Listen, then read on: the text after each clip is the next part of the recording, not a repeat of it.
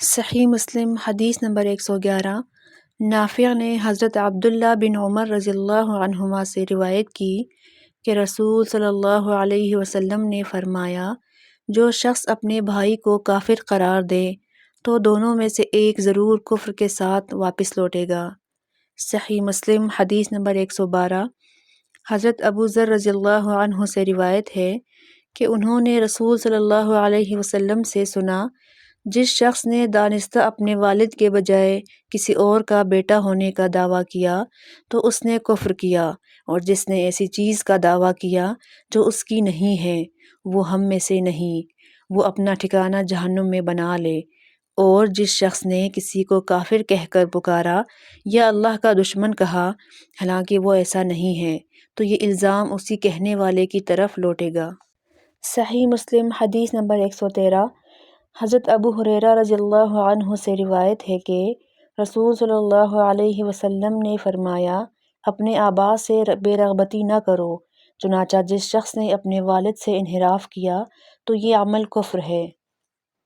صحیح مسلم حدیث نمبر 114۔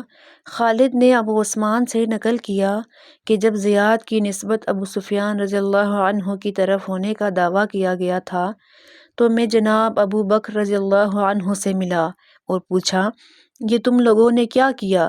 میں نے سعد بن ابی وقاص رضی اللہ عنہ سے سنا، وہ کہہ رہے تھے کہ میرے دونوں کانوں نے رسول صلی اللہ علیہ وسلم سے سنا، آپ فرما رہے تھے، جس نے اسلام کی حالت میں اپنی حقیقی باپ کے سوا کسی اور کو باپ بنانے کا دعویٰ کیا اور وہ جانتا ہے کہ وہ اس کا باپ نہیں تو اس پر جنت حرام ہے۔ اس پر حضرت ابو بکر رضی اللہ عنہ نے کہا، خود میں نے بھی رسول صلی اللہ علیہ وسلم سے یہی سنا ہے۔ صحیح مسلم حدیث نمبر 115۔